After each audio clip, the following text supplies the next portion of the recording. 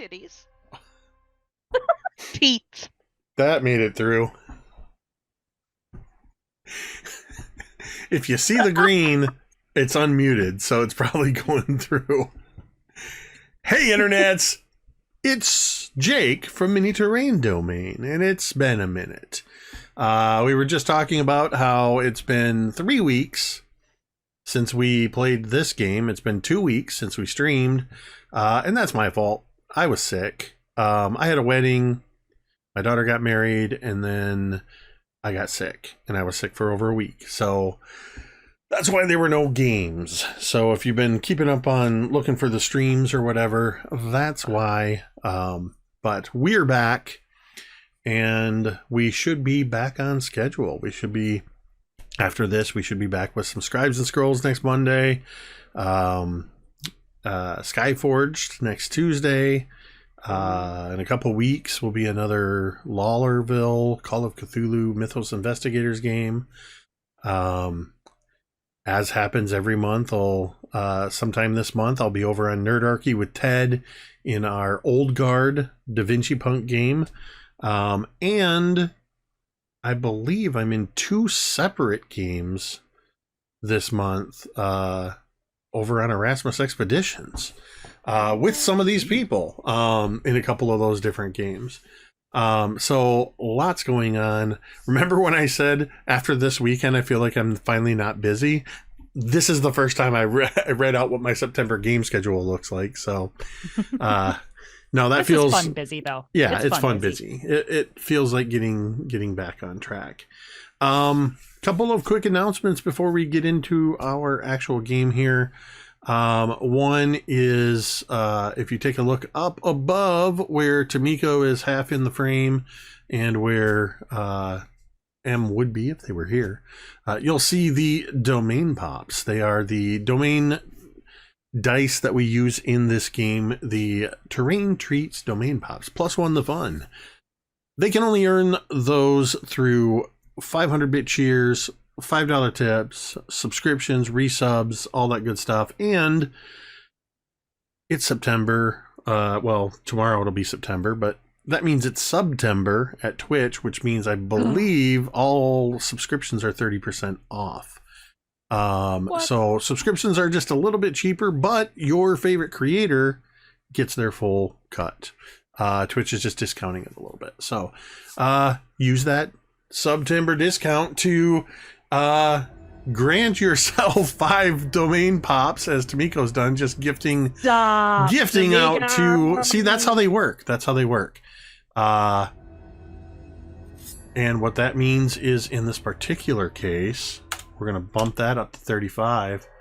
And just as a little extra incentive, when we use these, they look like this and sound like this. I'll put it back. My favorite thing. They can use those to as adversity tokens to add +1 to their dice rolls, or they can spend 5 of them and roll on the D100 mystery grab bag table that ranges from really, really good things to really, really bad things. So hopefully somebody will get brave and use it again tonight. We'll see. Another thing that is coming up, well, actually, real quick, a little further up in the chat, Tamiko dropped a link.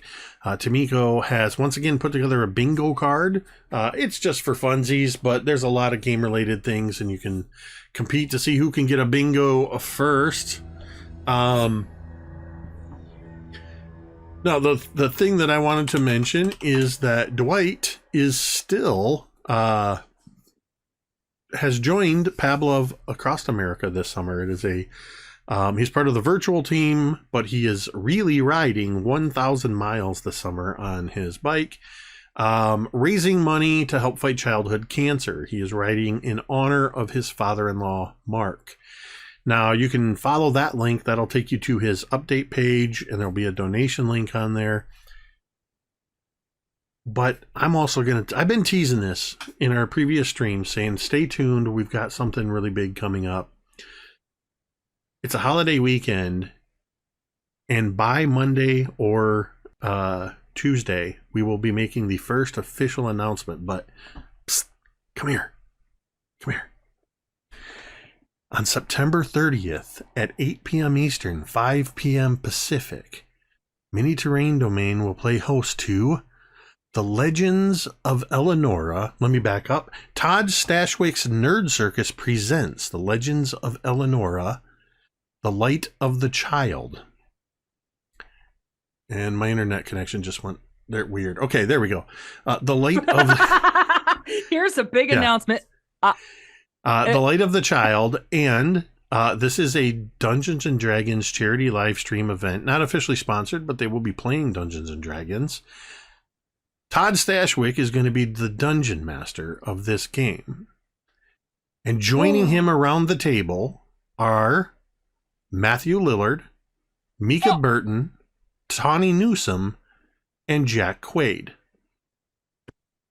And holy shit! There are 2 more seats amazing. That are available, and the auction will be going live sometime this weekend, and we will be posting on Twitter and Blue Sky and Instagram.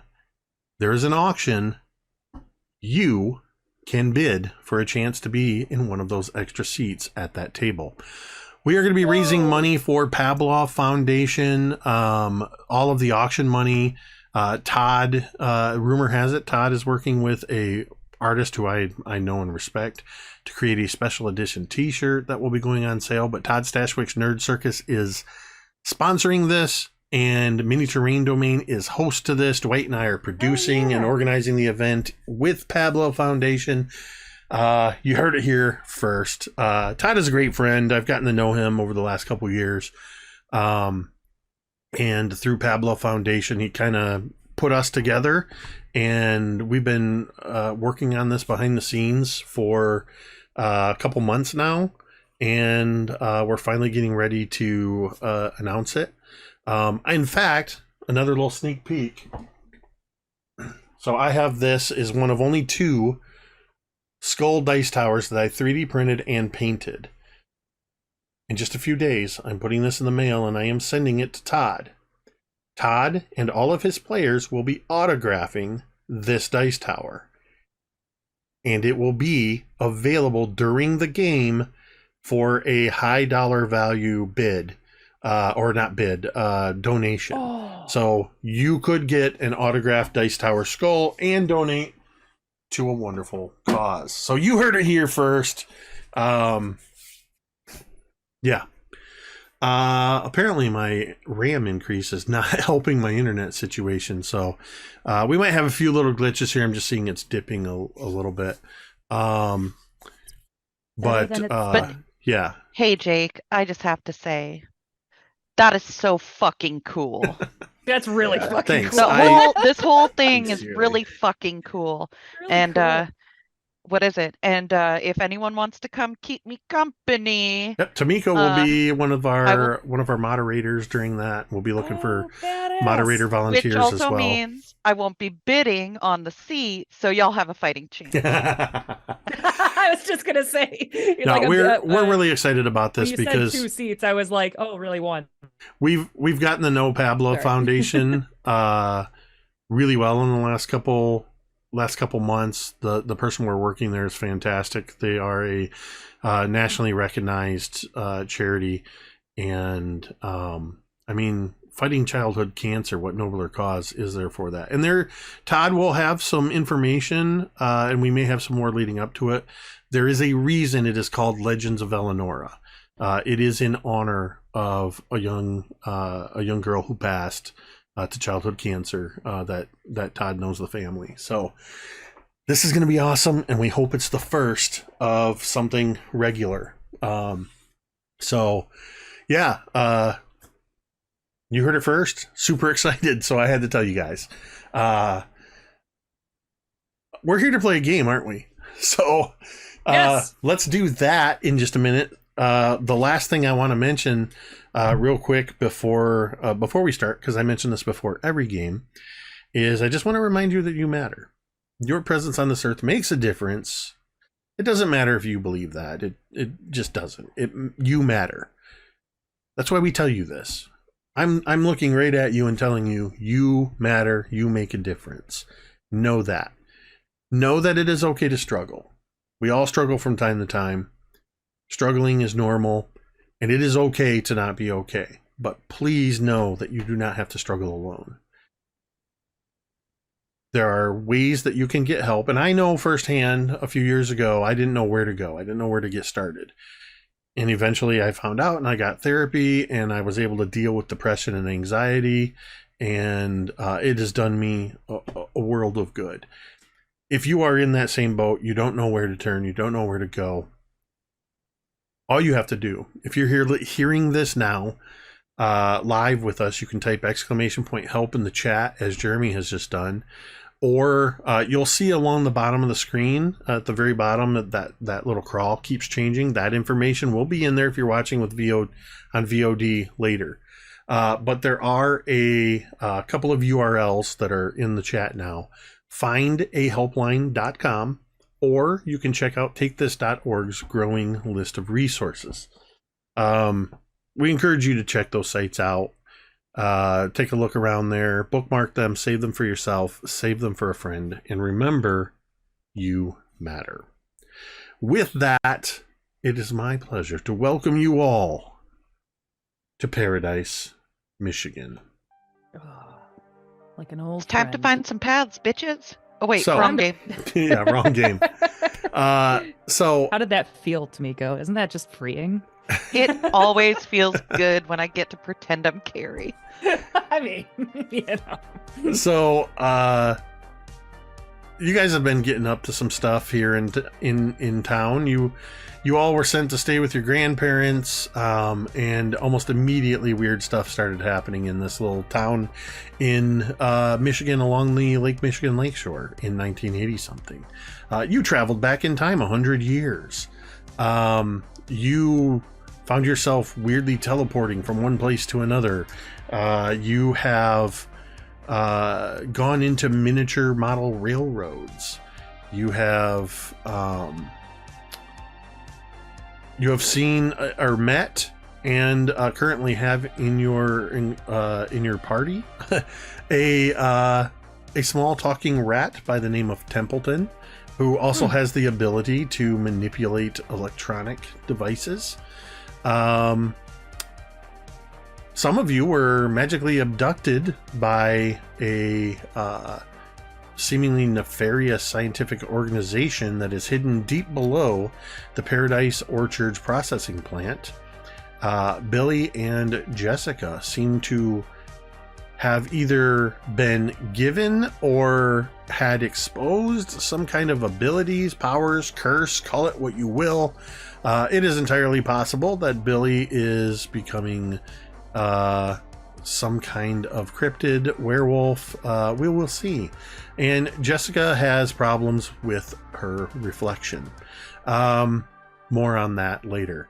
And in our most recent session, while our kids on bikes were gathering in Maniac Pizza, trying to make a plan, figuring out what to do, they had even seen a meteor crash not too far away. And while figuring out what to do, we got a glimpse into Paradise, Michigan 1950 something, and saw some of the mainstays of this town and the incredibly violently supernatural things that happened even back then, some 30 odd years ago.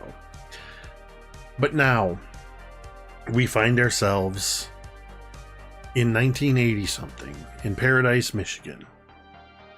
It is summer, a time of no school, lazy days on the beach or by the pool, family vacations, ice cream and snow cones or domain pops, and riding your bikes around town until the streetlights come on. Sometimes it's lying in the grass, staring at the night sky and counting shooting stars, looking at constellations, or maybe it's playing tag or hide and seek with flashlights, running around catching fireflies, putting them in mason jars. And sometimes it's just too hot for that. Sometimes the sun comes out almost violently, aggressively heating the sand on the beach or the cement around the pool to blistering temperatures. Ice cream and snow cones melt and run down your arm before you're even halfway finished with them. You get exhausted even thinking about riding your bike around town. Besides, the tar on the streets is so soft it's like trying to pedal through molasses. Even at night, the temperature refuses to drop to a comfortable level.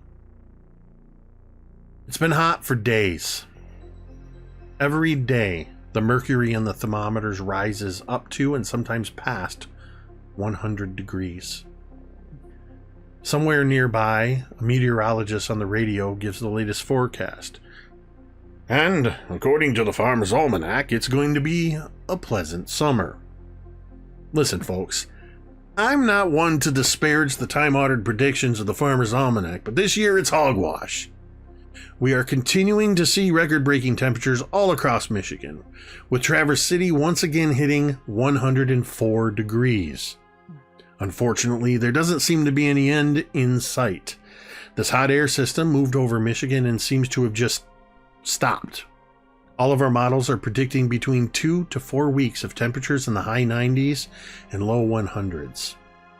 We turn now to Mark Watkins with the Michigan Agricultural Board to talk about this heat wave's impact on farming in Michigan. The radio is drowned out by the rising crescendo of cicadas, their buzzing picking up to a near deafening sound, until just when you think you can't take it anymore, the sound subsides. The silence that follows is almost as loud. As we hear the buzzing of the cicadas fade off, and the silence that follows, what are all of you doing? What time of day is it? You tell me. Well, Rosie would be like getting up extra early to get some pitches in, like before the sun comes up, like just when the sky is like purpley and like the sky is starting to alight, but like, oh, okay, hello. But it's easy there. That's Jessica. I'm just kidding. Yeah, right. Jessica, go away. So yeah, so she still like is very disciplined about getting her pitches in. She can't do it if the sun is like showing at all. Oh, so she's been getting up like an hour earlier than usual. When you get up this early, a glance at the thermometer tells you it is 83 degrees at this time in the morning. It has not dropped below 80 in the last 3 or 4 days at night. Which is stifling, but it's not what it is at noon. So she like she has like a certain number. She keeps like a tiny like pad of like the number of pitches and the number of each pitch she throws each day. And she like tries to get them all in quickly before the sun comes up. So you all might hear that whack, whack, whack in the green space earlier than usual. So while Rosie's whacking in the green space, what are the rest of you doing? Sorry, Cool. I couldn't resist.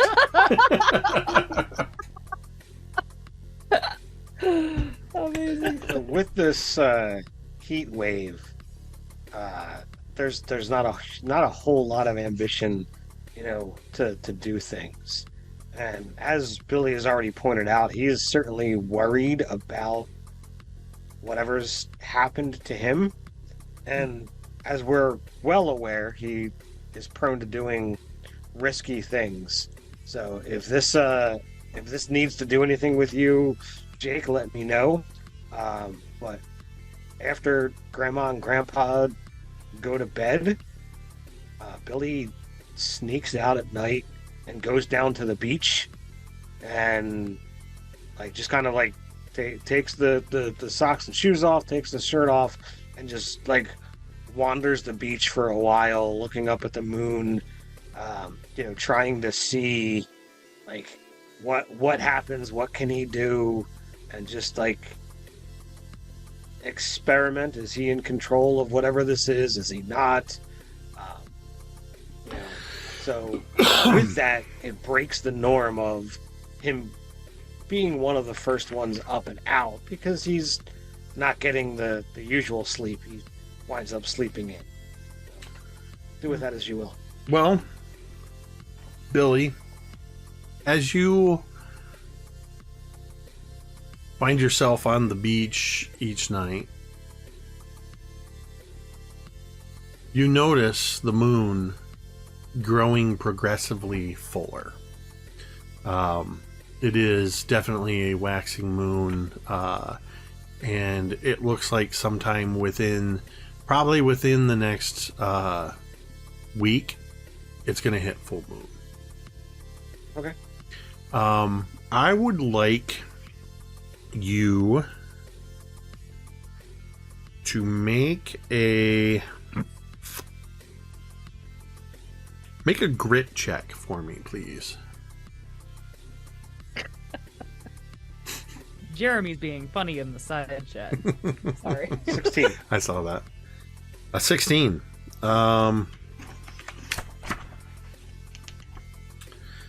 So that is... The character succeeds quite impressively.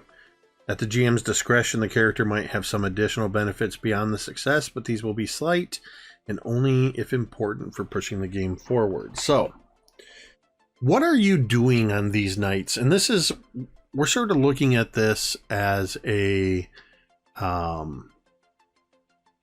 series of nights, like the last 3 or 4 nights. So it's my fight, my brawn, and my grit that have been modified by whatever changes have happened. So there's not much that I can fight or withstand. So he's gonna test his strength.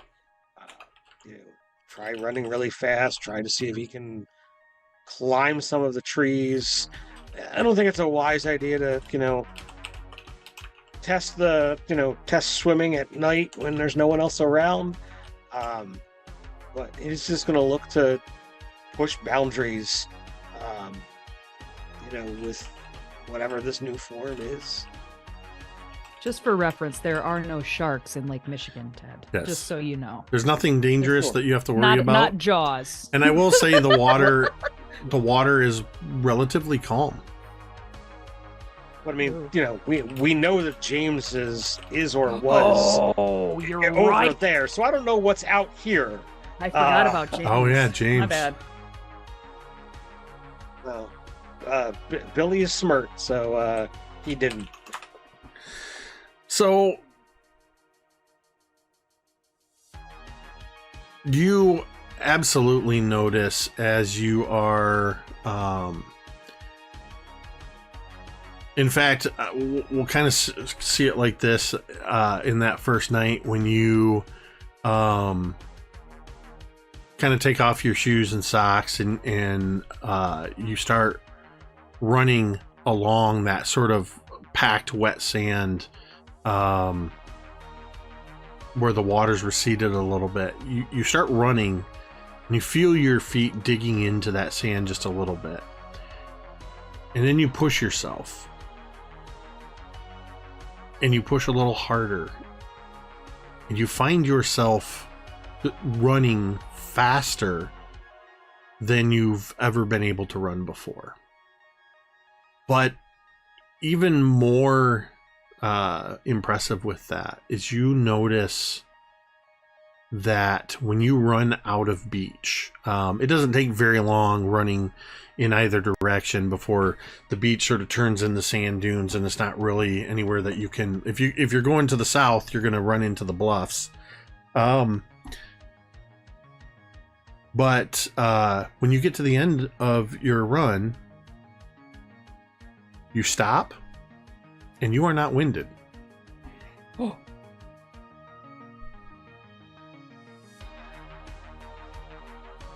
I think back to my time when we were moving through the complex. I kind of had that same sensation. He just kind of ponders that for a while. He tries something else, just to really see what this is. I'm going to say over the next few days as you're experimenting, you find that you are a little stronger, definitely faster than you have been ever before, and you notice even in the moonlight with your shirt off, you still look like you did when you came out of the lab. You're more muscular than you were even 2 weeks ago. More defined. It's not like you're ripped like bulging muscles, but you're more defined. So I'm going to let stand your I think I gave you 2 dice higher on your brawn, your fight, and what else? Was it brawn, fight, and You said grit? I think grit? it was grit. Yeah. And I'm going to give you a +2 to your flight. Jeez, nice. Shit. So annotate that because you Strong. rolled well above the DC for trying to control this, and you seem to have a handle on it for now. Nice. Good for you, Billy. All right.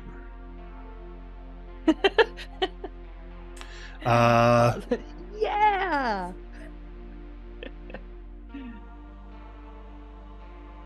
Somebody Jake else. is fucking with his headphones. Check us out on teespring.com. I'm just kidding. Yeah. So I let the players know, for some reason my headphones are cutting out, and I'll have to troubleshoot this afterwards. At least you guys aren't having any problems hearing me. Knock so it's on not wood. the audio interface, but it just No keeps problems with the stream, that is. it keeps clipping. Anyway, who's next? What have you been doing I'll go. during this heat wave? Oh, cool. Coop.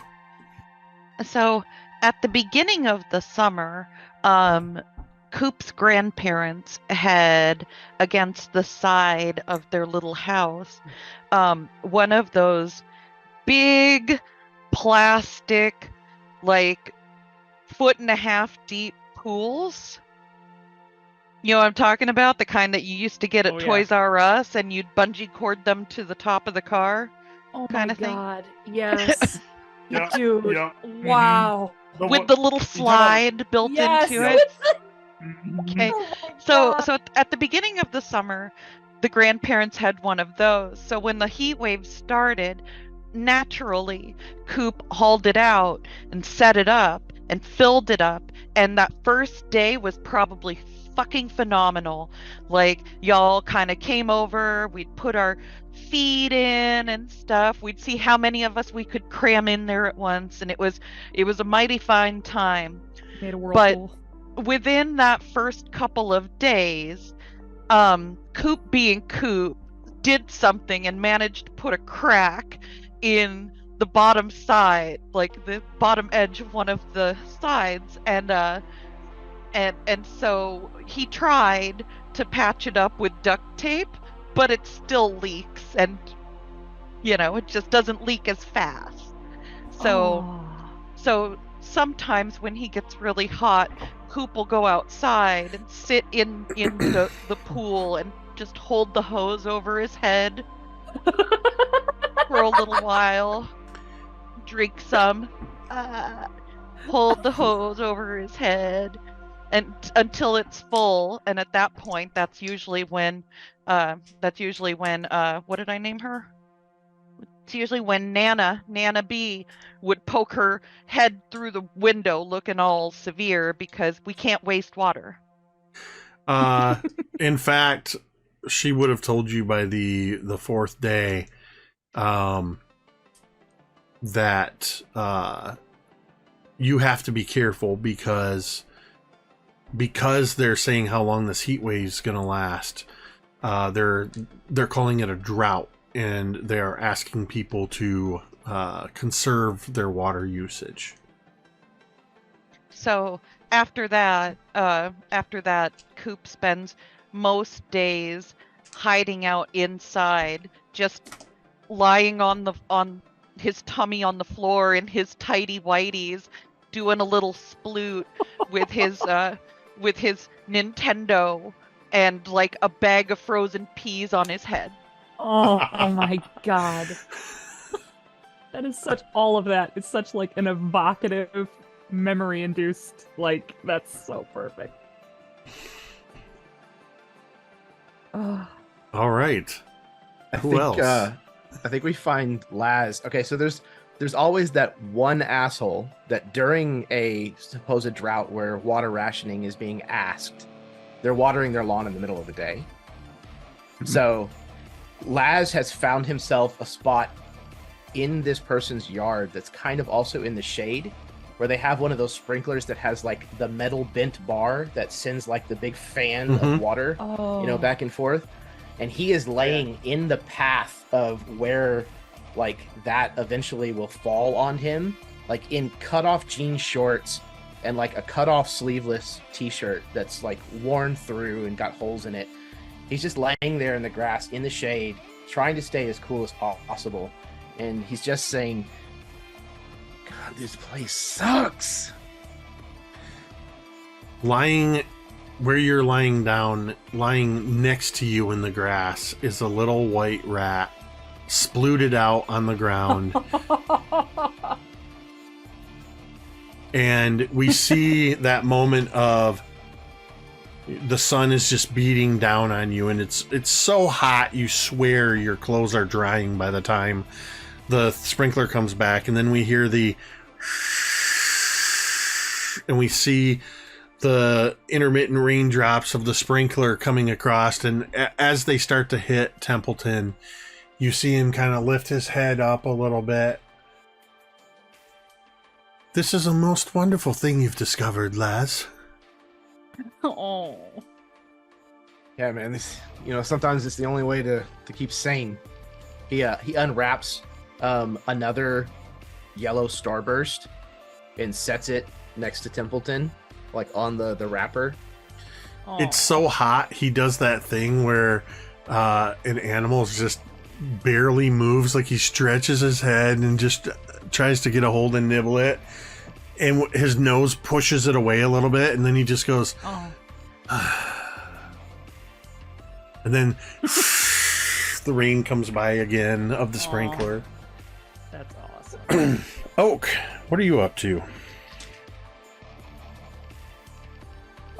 So Oak, I think, Oak and Heat do not get along. Oak is, even though he is a beach boy, Oak and Heat do not agree. Like the massive Heat do not agree with each other. So I think for a couple of, like, at least the evenings, he's spending his time in his conspiracy room. Like, he's literally spending his time building the threads, doing the thing. I think at a certain point, you start seeing, if any of you come over to the house at any time during the week, you start seeing where he's like literally taken just pieces of construction paper and then drawn green doors all over it, and then each green door underneath it has a Sharpie that has a location that we've been at, right? Like, so there's like green door here. So it's a bunch of green, just to picture a bunch of green construction paper that has not been pinned, because God forbid if you put a pin in your grandmother's wall, right? God forbid if you do anything. So it's just like painter's tape, like that he can easily like peel off later, but it's all just things that he could easily take up and then immediately remove. And all of these like little red strings that are now somehow creating a web inside his room. He's built all of these conspiracies, all of these little tie-ins, and in the middle of the room, right near the desk, there is like the 7, and he's got like the Polaroids that somehow he has taken of each one of the 7 members. So Nobody noticed. Sure And they're all noticed. shitty They're just pictures. candids. Like They're the all one just of shitty Heinz is just like part of his face.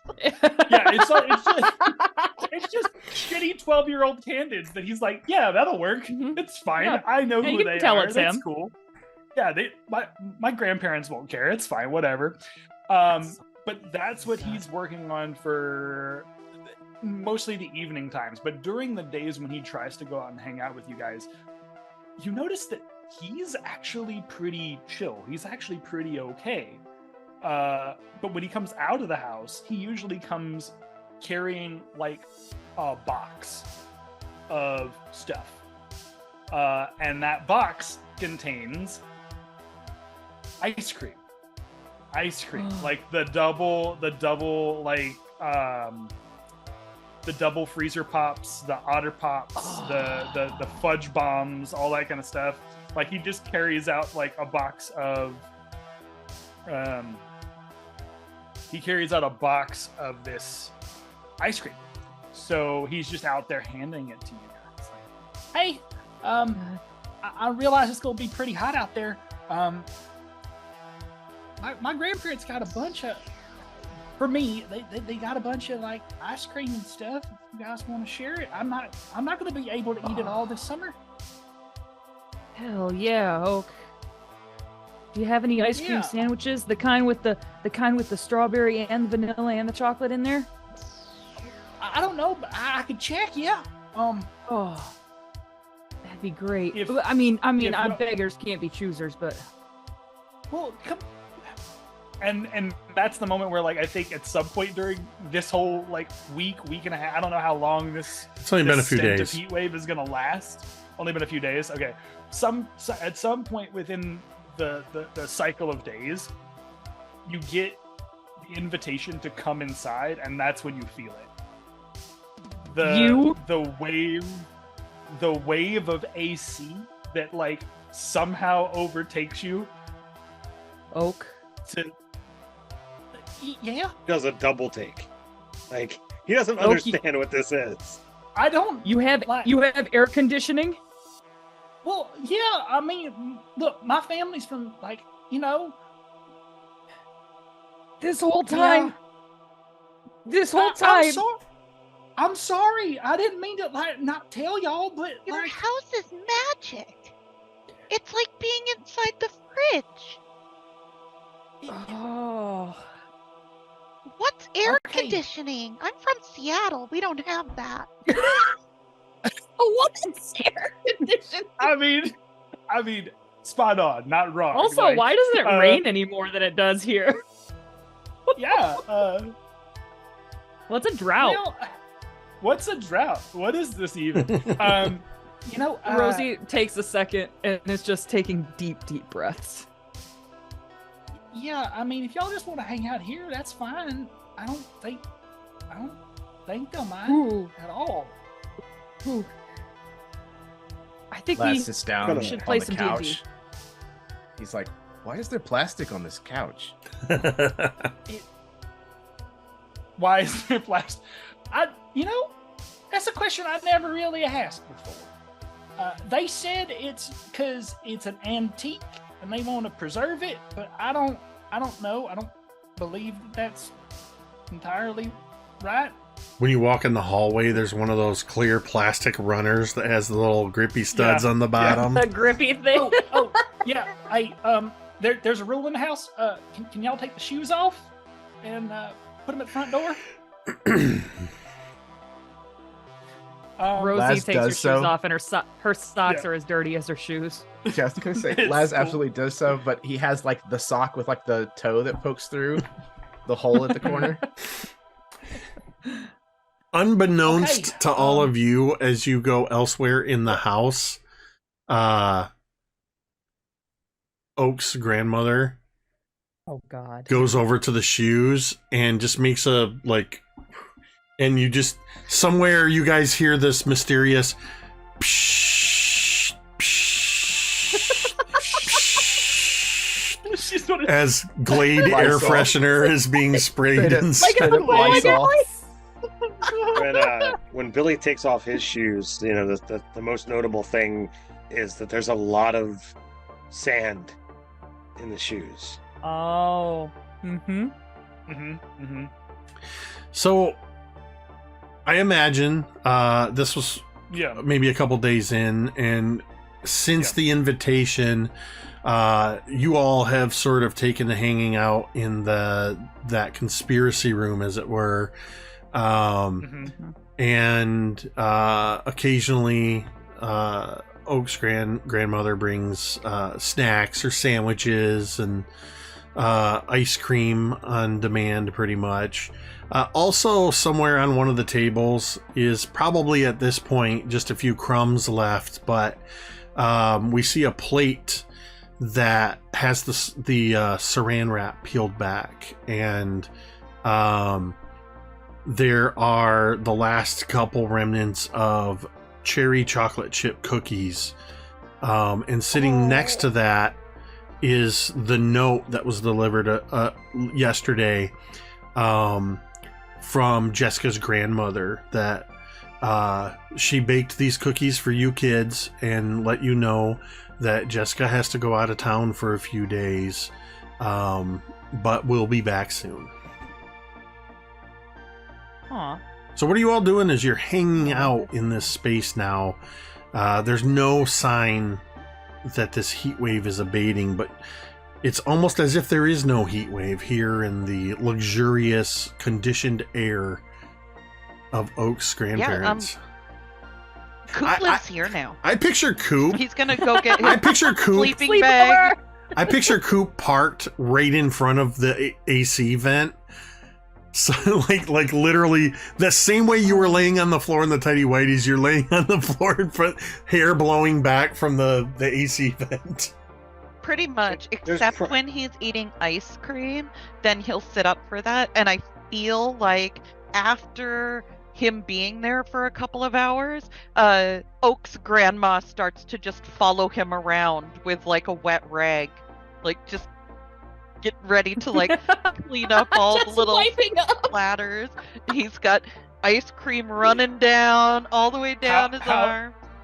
How did you call my grandmother's OCD? Because like that's legit. Like, bravo. Spot on. Rosie would kind of like Coop, oh, go ahead. Sorry. Is Coop the kind of person that would literally stand in front of the AC vent, letting it just blast into him? Letting it blow on him like he's in a Stevie Nicks video? Absolutely. Yes. That's what I thought. He is the white-winged dove. From the south. I imagine like it's kind of like a montage, kind of almost like Coop's was last time with the like transitions. And I mean, like Rosie would be like just reading a comic book. She's kind of like chewing on a popsicle stick and just like, and then I imagine, would we play any D&D? Oak was trying to get us to play some D&D. I imagine that Oak would bring it up, like if y'all wanted to start to try to learn. But like, for the most part, he's just kind of like trying to wrap his head around everything that's happened recently. So not only is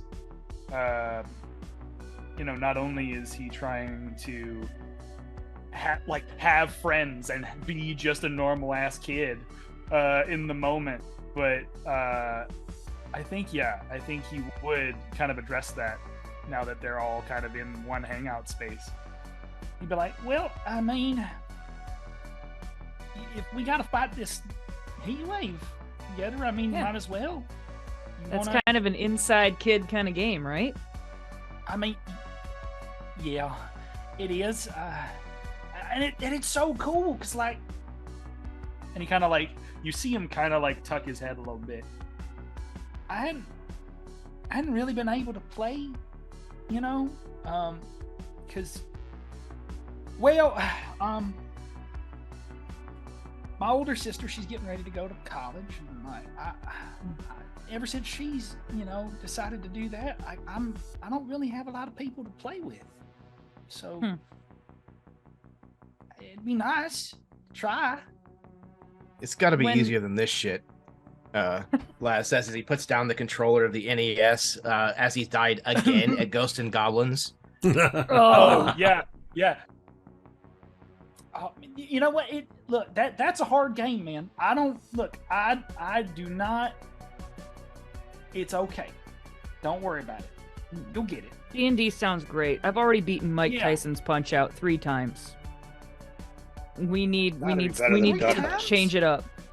And you might have noticed, Oak, that when you mentioned your sister going off to college, Rosie's brow furrowed like a little bit extra and she looked especially sympathetic, if you could read that on her face. And then she would like, I think today'd be a great day for D&D. Hell yeah. Okay, yeah. And he begins to like get out all the shenanigans, all the stuff that he would have. I imagine it's not as much because he would have had to bring it to the house. It would not have been something that would have been in the home. Didn't you buy some stuff though at the? I did buy some stuff though. I did buy some stuff. And, you got like the. I did buy some stuff at the shop. The what is it called? The Keep at Barrier Peaks adventure module, or like the Temple of Elemental Evil. Some adventure, some adventure. Brand new because it just came out. Yep. So why are there so many numbers on this? It's kind of a. Laz, I hate to tell you. I thought this was a game. Kind of a numbers. It's kind of it is a game, but it's kind of a numbers game, man.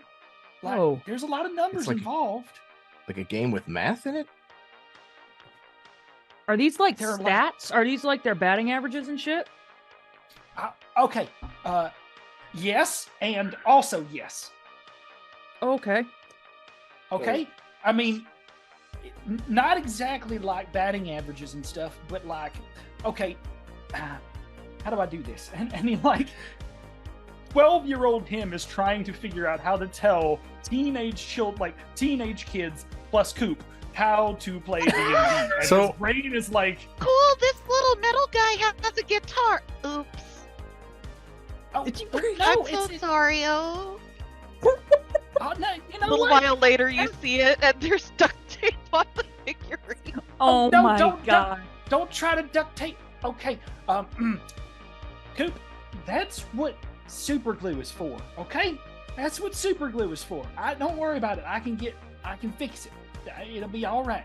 Poor Oak is in the midst of trying to explain to this diverse group of teenagers, every one of them, and Coop, and every one of them's doing their own thing. And the rest. Meanwhile, at some point, while you guys are all figuring this out, we see that where Laz, you set down the NES controller, Templeton is on the little table and he's leaning on, he has his front paws on the controller. He's not manipulating it. He's not like pushing buttons or anything, but he's staring intently. We see in his little red eyes, the TV reflected, and every once in a while his nose twitches one way or the other.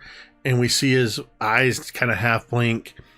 And he is, as the camera pans around, the game is playing, the sprites are moving around, and everything that you couldn't do in the game, Laz, Templeton is just expertly, I forget which game you said it was. Ghosts and Goblins. Ghosts and Goblins. Goblins, one of the it's top, like 5 as the little where you get hit and your guy gets knocked out of his armor. But you don't see, you saw that you saw that a ton. Hits. Yeah. You saw that a ton with Laz. You don't see that with Templeton. Templeton is just expertly jumping over, hitting, throwing torches, jumping, crushing skeletons, shooting, doing everything right. And he's just staring intently at this, controlling this game.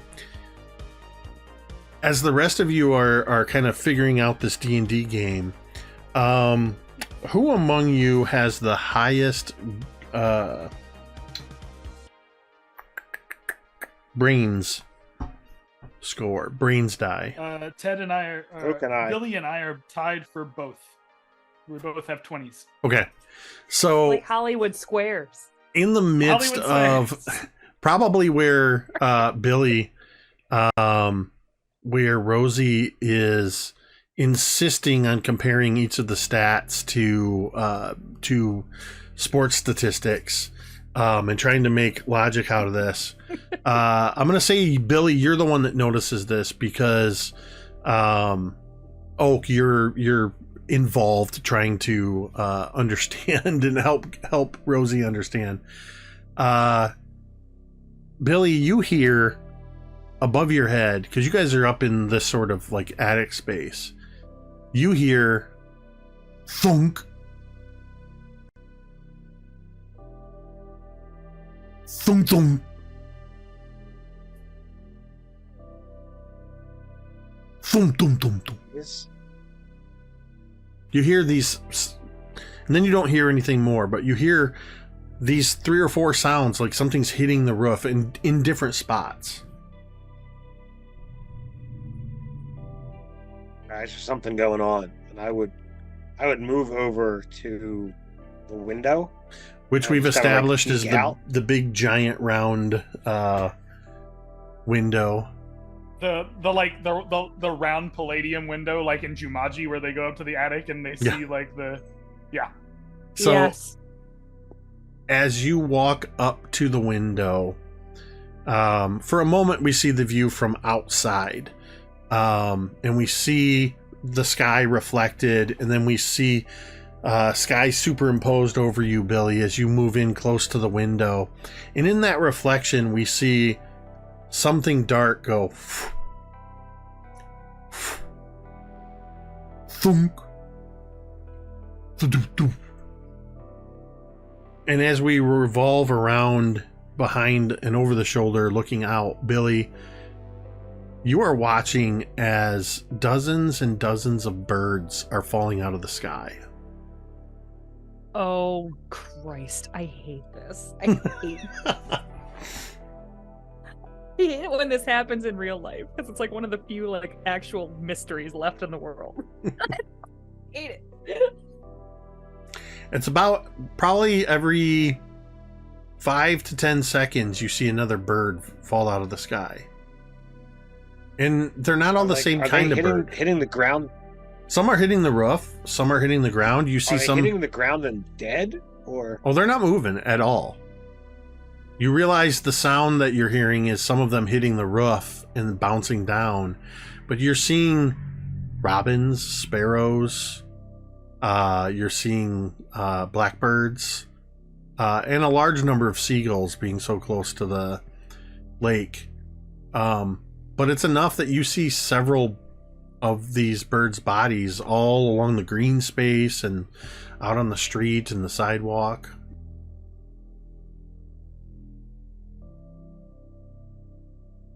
I just want to take a look at this. This is rather unsettling.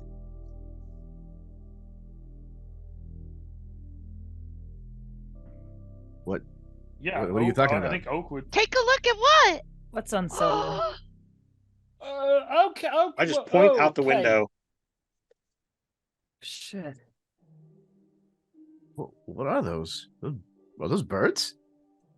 Yeah. Like- Ugh. Are they dead? Yeah, dead birds. Is Like this a- one of those Bible plagues? No, it's like a- like an ozone thing, right? Like, Probably you like know, the ran into hole a in the power. ozone? Yeah. They probably ran into like a power line or something, right? That many How of them? many are there? Yeah, how many are there? Can we count how many there are? I mean, I'll put it this way. From this window, looking up and down the street and out in the green space, they're everywhere. What you're seeing is easily a couple hundred dead birds.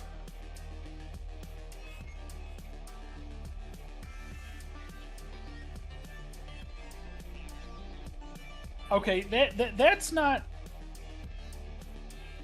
That's not normal. No. That's not running into power lines. Is that I don't think that can't just be from the heat, right? No. I wouldn't think Birds- so. Birds can handle the heat. And Rosie would get up and start to go downstairs, and she would her bat's leaning right by the door, and she would like grab it on the way out of Oak's room. And she would like go downstairs, and she would want to go outside and look up at the sky. Watching obviously for any birds. Okay. Billy's gonna follow her. Roll Coop will me. follow you to the door. He's not stepping outside for nothing. Rosie, roll me a D100.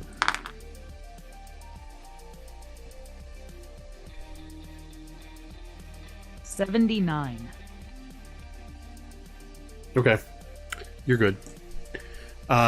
You step out and you guys kind of step out onto the you open up that green door and you step out onto the little front stoop and kind of out from under the little porch awning and looking up, you just see now, and then about 30 seconds later, and then two more, and then it seems to have stopped. When you say, oh, what do we see? You can just it's so. Is it like an aura? Is it kind of like the Northern Lights? Is that the vibe? It's daytime. Right. What do you mean? What do you see? Like when you say, so like when you say you see like. No, that's what is that? That's me saying it's a bird falling out of the sky. Oh. The last few birds, like the last few kernels of popcorn. I was like, what are you talking about, Auroras? Apologies, no. I didn't see you do this with your hand. Yeah, it was gotcha.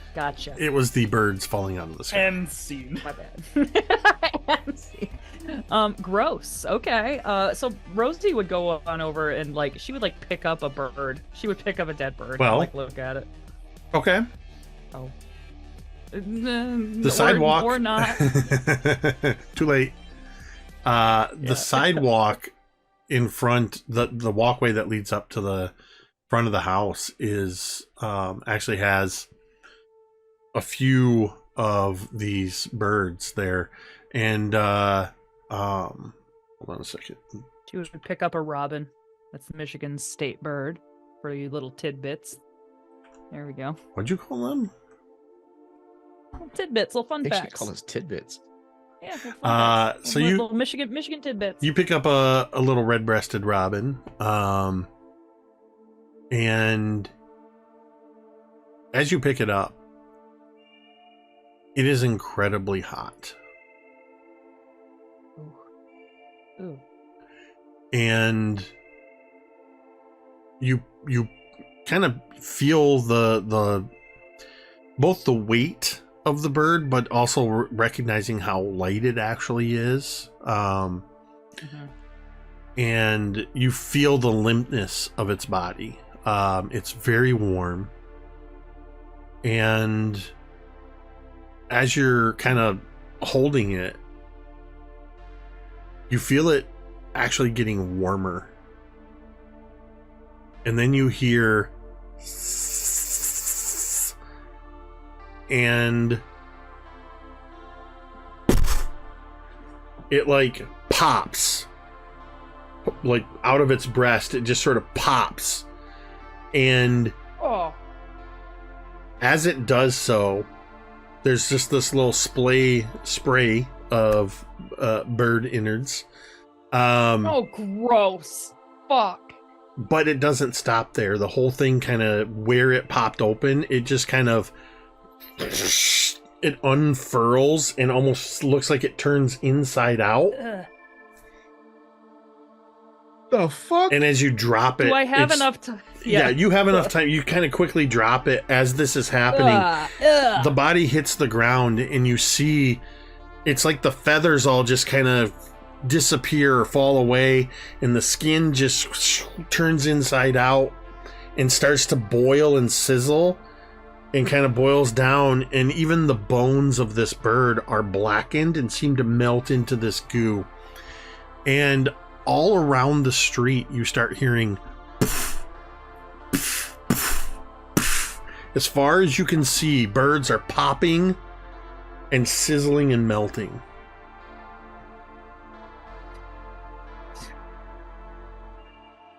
Rosie would stand in silence for a second and then just be like, shit! one day. I wanted one normal day playing a nice inside kid game with fucking Oak. So I imagine Billy is, right there behind Rosie. I don't think we're gonna get a normal day in this town.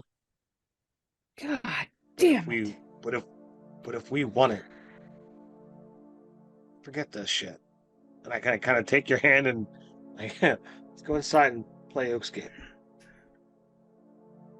Fuck it, let's play D&D. Anyway. Oh, okay. As you all turn to go back in the house, Coop, I'm going to say you're the one that notices this because we've established that you stand next to the vents. The air conditioning stops working. Oh my You hear God, you hear asshole. this as the air is blowing in your face. You hear what sounds somewhere distant, maybe outside. It sounds like grinding gears. And then from the vent you hear ka-thunk, ka-thunk, and then the last little bit of cold air goes and then nothing. Oh my God. Okay. No, Okay. no, here. No need. No panic. Everybody, it's gonna be okay. We can fix it. We can fix it. Yep. Just hit it. Uh-huh. Yep, Coop, just hit it. I'm Yeah. trying. Yeah, like Fonzie. Okay, just like that. Okay, stand Nothing. back. Oh, are we gonna pop I'm like gonna these do little karate. birds? Yeah. Coop knows karate. Coop, swan kick or whatever. Are you kicking the vent? No, I'm hitting the vent with my karate chop. Okay. Ow! Didn't say hey. Isn't that what he does? Hiya. Yeah. Damn. No, the Fonz. Oh, hey. Hey. Yeah. The It fun. didn't- Hey. You hear Laz from over by the corner where the NES is set up. You all actually kind of notice this. For anybody who's ever had a tube television, there's a very distinct sound when a tube television is shut off. There's this sort of electronic and almost like an ozone. There's an audible difference in the sound, and there's this like pew. And then it's immediately followed by a static crackle across the surface. This sort of you hear that sound, and then you hear Templeton go, "Oh man." And any lights that were on in this place flicker out as the power goes out. Fuck. It's like a brownout. Shit. Well, there goes Right. that then. Great. Damn. Before I had learned of this wonderful, and I'll gesture towards the AC that's clearly not working. I was going to suggest we could go down to the beach. It's not quite as lovely as what we had here, but the water is somewhat cooler than the air. Be in I the could water. go to the beach. There's Yeah. rocks, right? Oh I yeah, could there's swim. a lot of cool rocks. Beach Might even find a Petoskey stone, Coop. Oh my God, Coop, do you have a Petoskey stone in your collection, I don't know what you're talking. What is that? or an Isle Well, Royal Greenstone, bro? And Rosie would like know these things. It's very Michigan things, and she'd be like, "Yeah," and would nod at Billy and be like, "Yeah, I think we should go to the beach." Okay. All right. You can see that Oak is like genuinely nervous the idea of going back to the beach. The last time we were at the beach, there was a lighthouse, and then that lighthouse led us to somewhere, and there's a little bit of PTSD that is coming from just being on a beach. So he's like, All right. Yeah. and you see just a shot of his little hand like just clasping down on the module that he had opened and prepared and like ready to go. You see it clasp down and like shut that, So for now. Billy puts his hand on your shoulder and say, we'll find a time to play. And you don't have to go in the lighthouse if you don't want to. Thank you, Billy. Thank you. But Yeah, no, I I'll lean think the beach down. is a good idea. I lean down and whisper, look, I've spent a handful of hours at the beach at night. Nothing's come and gotten me. Nothing weird has happened. Nothing weirder than what we've already seen. We're just looking for ways for everybody to stay cool and do something fun. Well, I guess a beach is a lot better than. Kind of looks out the window. Beach is a lot better than birds right now. So yeah, let's go to the beach. So you all go to your individual grandparents' places to change into your bathing suits and grab your beach towels and presumably grab your bikes and whatnot. Rosie. Yeah. As you go home to your grandparents and you change into your bathing suit, as you're changing your clothes, you notice that the forearm of the hand that you were holding the bird in, Yeah. you see where it must have been when it first caught you by surprise and burst. Some of the bird's blood must have splattered on your arm. Ugh. In these places where the blood touched your arm, the skin is blistered like a 3rd-degree burn.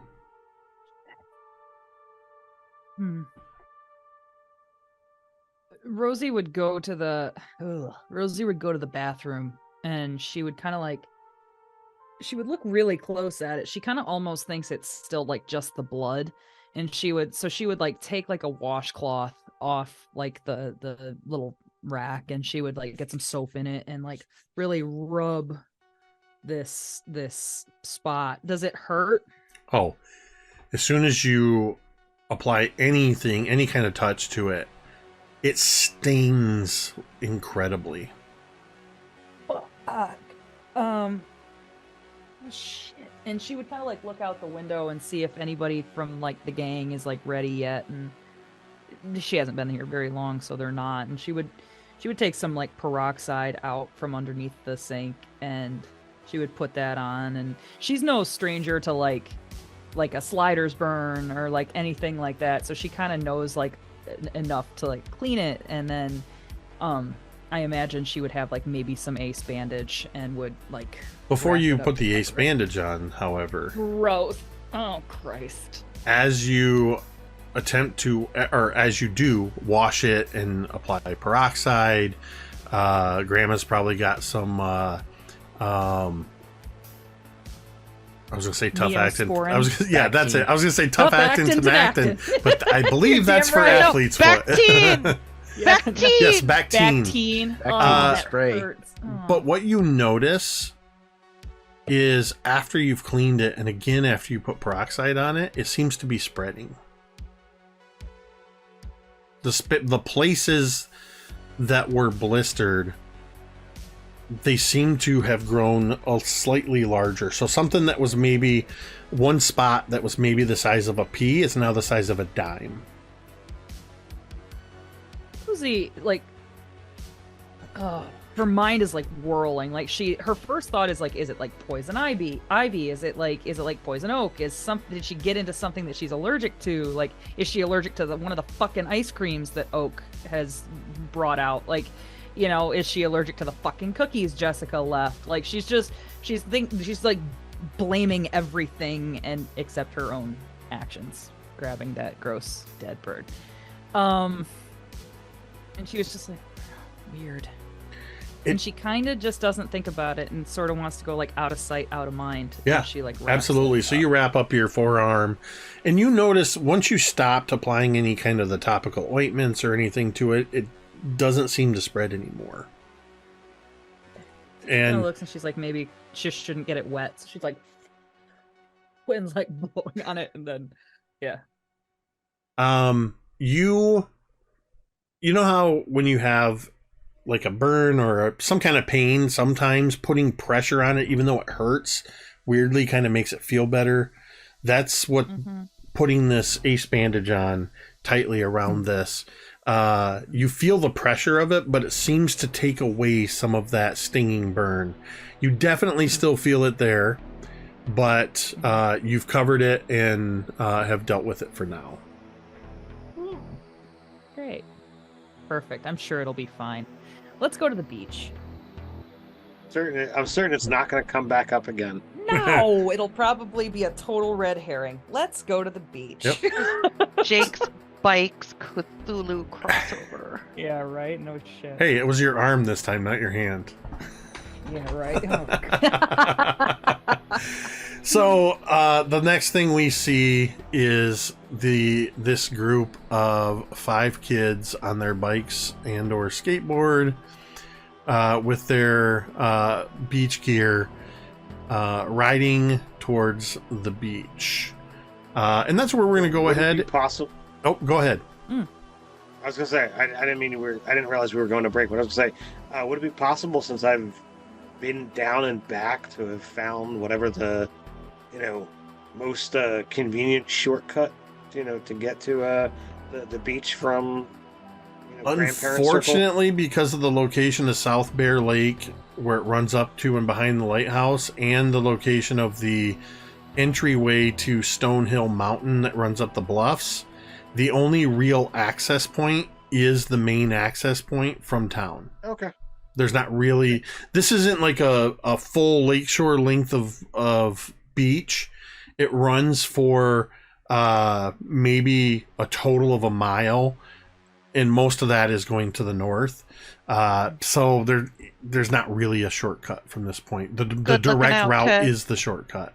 Good thinking, but just trying. Good question. You might as well ask. Yeah, no, you can kind of see that on the map where it sort of bottlenecks in that way. So you definitely kind of have to go through town. You can even skirt around the edge of town a little bit, like the main downtown area. But so as you're all heading to the beach is where we're going to take a break.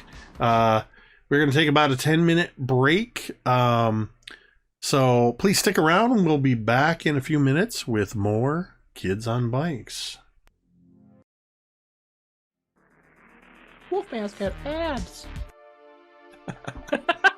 I have to do a quick bit of housekeeping.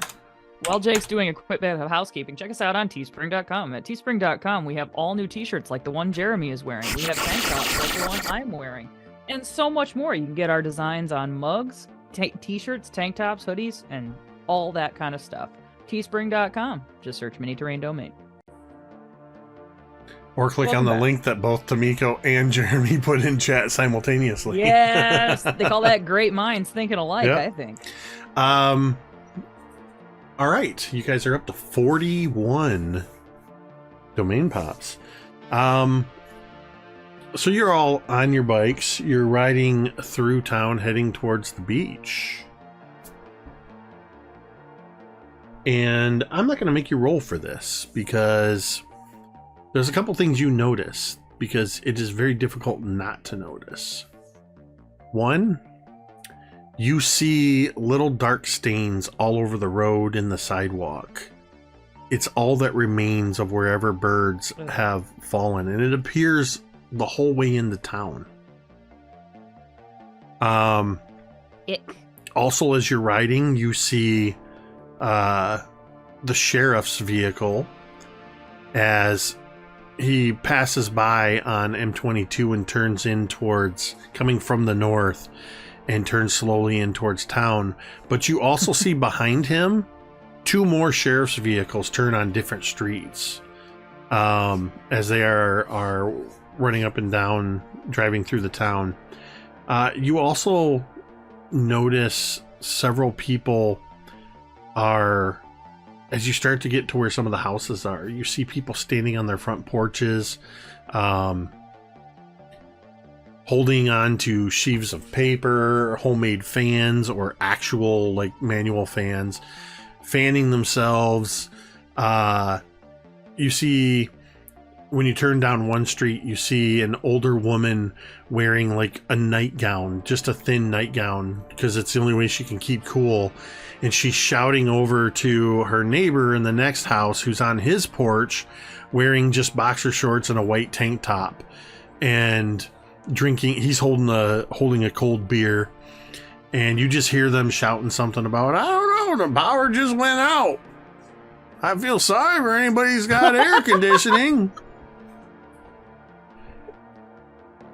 For the record, there is nothing more Michigan than that interaction. Just stepping out on your porch and be like, I don't know, yeah, you got power? No. Yeah, you got power. And then you see as you go down, so she turns and shouts, hey, Mabel, you got power?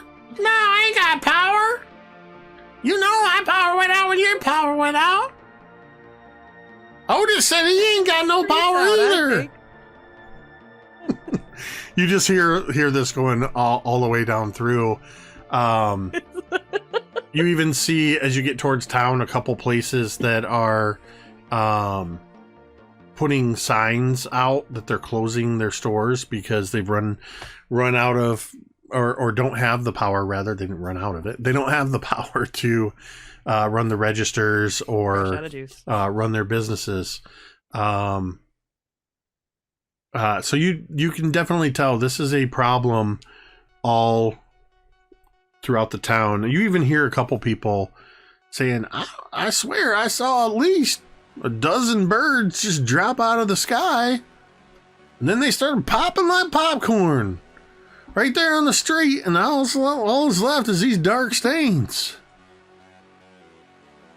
But you continue on your way to the beach. Yeah, so you... I mean, to be fair, it's a little comforting, right? To know that it's not just us. Yeah, everybody's seeing it. It's not just surrounded by us. This isn't happening just like to you. Circle. Misery loves company. Yeah, a crop circle of birds just around Oak's house. Like that would have been more terrifying for me if it was just like, oh, only you experience this, no one else does. As they're riding down to the beach, Rosie would kind of like ride up next to Ted, or next to fucking whatever Ted's name is, Billy, and would be like, hey Ted, hey Billy, would say, did you get into that shoebox of cards at all? Did you really like get in there and look at them? There's definitely a couple in there that I recognize the names. Why do you ask? Yeah, no shit. Well, I was just no reason. I just wanted to know if you were thinking about like selling them, or trading them, or like I don't know if you don't give a shit, if you were thinking about giving them away. We'll find some time and let you look through and see if there's something you'd be interested in. Oh, I would love that. Yeah, let's find some time. That'd be great. And Rosie, like, in this conversation, would almost like run down a devastating pothole, and like would just barely miss it on her bike because she is like so focused and thrilled in this. Yeah, that pothole would have effing killed her. So it's very good that she missed it. Lass, as you're skating alongside, you're having to pretty much either skate on the sidewalks, which catches you a couple dirty looks, but nobody says anything, or skate down the middle of the road, because wherever the tire tracks go, and you all have noticed this with your bikes as well, wherever the tire tracks of the cars have sort of worn it down a little bit more, if you try to ride in there with your bikes, you leave tire tracks in the tar. And Laz, if you know from experience as a skateboarder, if you run into that, you're going ass over tea kettle. your skateboard's going to just stop in that stuff. So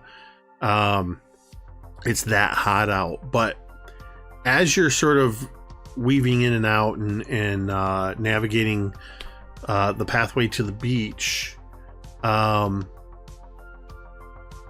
Templeton on your shoulder, kind of tucked down in your shirt to get out of the sun a little bit, but also has taken a habit of, people don't seem to react too well if you walk around town with a rat on your shoulder. So Templeton tries to stay out of sight a little bit. You feel Templeton's little claws dig into your shoulder a little bit in a way that he's not done before. And you hear his voice whisper, Laz. Yeah, Over there. What is it, big man? Over there. What? As you come in, as you're on the last street that's sort of heading north to where you're going to connect with that little road that turns into a turnaround in the parking lot at the beach. You see that the sheriff is pulled off to the side of the road. And next to the sheriff, or rather, parked in front of the sheriff's vehicle on the side, they're parked along the curb, is a black sedan. This is the 1980s, so it's got to be a oh crap, what are they called? The police vehicles. Crown and Victoria. Crown Vic, yes. Crown Vic. It's a black Crown Vic. It's either that or a Lincoln something. I forget. And you see, as you're sort of kind of rolling by, you guys are all rolling by this, you see that the sheriff is standing at this vehicle, and he's got his hand on the hood. You see him put his hand on the hood and then kind of real quick, and then kind of puts his hands on his hip, and he's leaning down talking to the man inside. And as you pass by,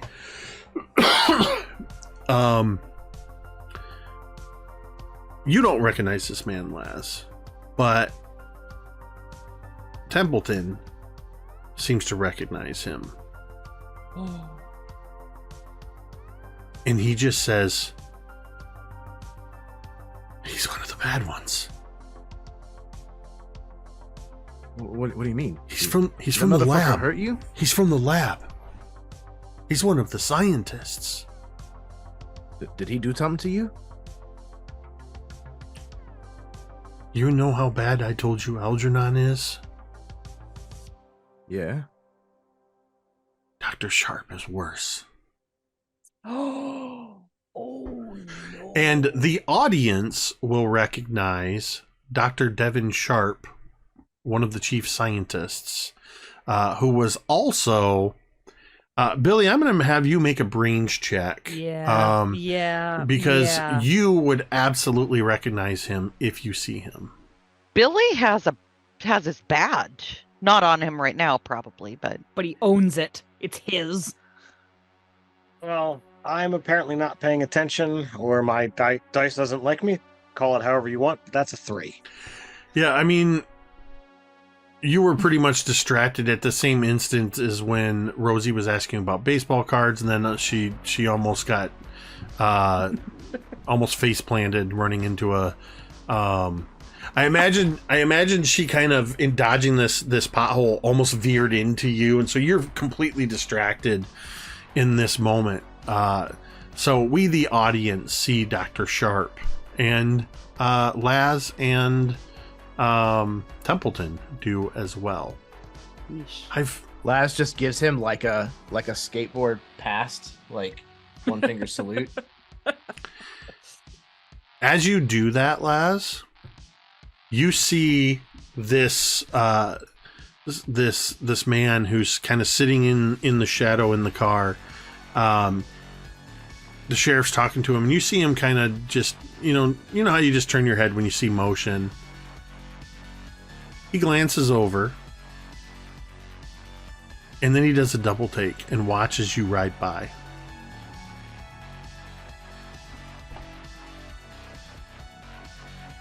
So he's definitely seen you, and he seems to pay attention to you for just a moment.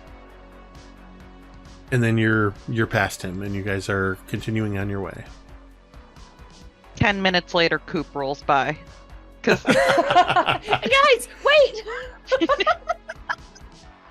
Damn it all. Oh boy. All right. Oh. You get to the beach. The only Rosie shade with- offered, There we go. the absolutely only shade at the beach is generated by the lighthouse. Ah. Are And there dead birds here too? what you see here at the beach, you see as you approach the beach on the tarmac, that little tarmac road that leads in, you see some of those dark stains. As soon as you get close to the beach and where you pull into that parking area, you don't see any dark stains, and you don't see any signs of anything in the sand either. If I can I add something? Yeah. As we arrive, I think there's like a protected bulletin board of some kind. Like it's sheltered from the elements. Like a small got- roof. Yeah, exactly. Like a little tiny pagoda type thing, and it's got like layers of like festival announcements and missing children posters and things like that. And like as we ride by, we like see the group like ride by out of focus, and we see several layers like blow in the wind, and we see a newspaper clipping of the gang members from the 50s that are still missing. Nice. Absolutely. And it's faded because it's old. Rosie goes down. She carries her bike like into the sand kind of and just lays it down and just immediately like strips down to her bathing suit and freaking runs and just dives into the water. She is desperate for relief. It is so damn hot. The first few feet as you run in this part of the beach, this is a beach that has maybe, when you hit the water, you've got about 15 to 20 feet where right at the shore, the first, say, 6 feet is a little bit of a dip in, and there's tons of stones and seashells and stuff in there. And then you get past that little spot, and it's only like up to your knees for about 15 feet. And then it very quickly starts to drop off so that you don't have to go very far out, and you're deep enough that you can choose what depth you want to go to, but you can very quickly get out to where you can't touch. So I want to cut in here. I let Rosie get like a few strides away as I slowly pull off the shirt and the sneakers, and then I just book and fly past you and get into the water first. Rosie tries to keep up but can't. Like she sees you running back, she's like, son of a bitch, and she like just starts like running but can't catch you. Oh, Rosie's also took off her hat. This might be like the first time you guys have seen Rosie without a hat on. Surprise, Rosie's bald. Yeah, Rosie has male pattern baldness. It's very rare. Coop sets his bike down on the sand and puts his beach towel on top of his backpack and his beach towel on top of the bike, and then goes and sits on the steps of the lighthouse, because that's probably where the shade is. And just huffs and puffs for a little while till he gets his breath back. And then he goes over to the water's edge and just sits down, like right in the first part of the edge of the water, and just sits, like just plants his ass in the water. But that's as far in as he'll go. I will say that for each one of you who takes off your shoes and walks in the sand, it seems clear to you that the reason Rosie and Billy ran is the sand is so scorching hot on your bare feet. Oh yeah, Coop's got a And I think his way. It's like perfect. Like there. Rosie and Billy are both from Michigan, so like the running as fast as you fucking can to the lake is something we've probably done in our lives. Absolutely. So Yeah, Laz is wearing the exact same pair of cutoffs and the exact same cutoff sleeveless shirt that he was wearing earlier, just to swim in. He just takes off his socks and his shoes before he gets in the water. Do you take Templeton to the water with you? oh god, don't. If he wants to go.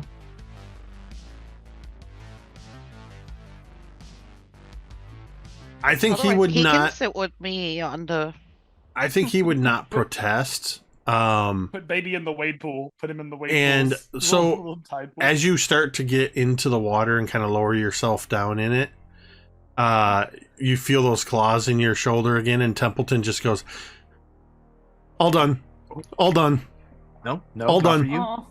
All right, No. all right. No, it's okay. I do not like this. All good. Why don't you sit I up do here not like it, Sam. I am. with Coop? Just hang out here in like the shallow part, and maybe if you want to get a little wet, you can, and if not, you can get out on the sand. You'll be all right, and I'll just be right out here. Okay? Okay, all done. Understood. Oh. Understood. You gave it a try. You don't have to do any more. It's okay, buddy. You can sit with me. Water scares me too. There's so much of it. I know. Is this what an ocean is? Oh, yes. Kinda. This is fresh. I thought the ocean was supposed to be salty. I don't taste It any is. salt. It is salty. This is just big like an ocean. And they say there's not supposed to be any sharks, but I don't believe them. There's something ready to bite your feet in there. You just know it. Oak, what have you been doing this whole time? You've been pretty quiet. So yeah, because I've been mentally preparing myself for this moment. Because I think this is the first time that like you guys see a level of vulnerability from Oak that like he hasn't had to display. So you see him pull up with his bike. He stops at the bike, and as opposed to running out there, it's hot. But the interesting thing is, like when he walks out there, you see him still walk out onto the beach with the shoes on, with the braces on. He's got his little swim trunks, and he's got like, I'm gonna imagine like the really like a really thin line tank top that like has something like that, but you see he's got all the sunscreen on for everything, but he walks out with his shoes and his braces on to the beach because it's so warm. And then at some point I think he would stop Laz when he gets to about the water's edge, you know, like that where the tide starts to come in, and right at that edge point he would stop right there. And Yeah, what's up? Just a little bit of ways back, he would have placed down his beach towel and stuff. Well, I don't feel comfortable like swimming alone. Because and he like looks down. Yeah. Oh. I just. Okay. Is that okay? Yeah, Can you help me? of course, man. Oh, okay. Can you like swim like with those on, or you need like No, help getting in the water? Or? Yeah, if you could, that'd be great. And you see he takes them off, and then he, you see that he can walk without them, but you can see where like the muscles have atrophied in some places, and then like the scar tissue and stuff from the surgeries, and you see him get like really concerned about taking his shirt off to like swim, but he does so, and then when he takes his shirt off, you see like there is definitely like a pretty predominant scar that goes from pretty much his like right under the rib cage and then straight down.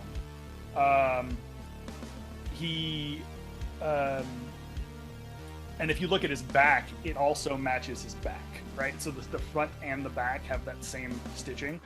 You could tell like he's trembling right now in this moment to like, because this is the first time he's actually probably been around friends that, especially at this age too, at 12, he's now getting like those hormones, he's getting that like, and he's like, I don't feel comfortable in this moment, please help. Laz like leans a little closer, and he kind of like points to like the scar, like that's, you know, like runs down like the majority of the side of his face, and he said, dude, like chicks dig scars, it's cool.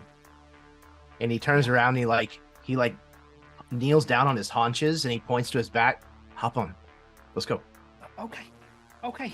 And you see he takes his arms and he wraps his like full on Yoda backpack, like wraps his arms around your neck, and like just we get out into the water. And I think at that moment there's like this, once they become a little lighter and they become a little buoyant in the water, there's this freedom that happens for him, that he can move and he can swim, but he's so nervous about it. And just this moment of like being able to like splash around and just like have fun with his friends, in that moment, like all of that pain, all of that stuff goes away, and he's able, for the first time I think in his life, be able to like not focus on, are they gonna look at me for my scars or are they gonna look at me for me, right? And like that is, that's like where I'll leave it at that, because like that's the best way that I could describe it. He's just having fun in the moment.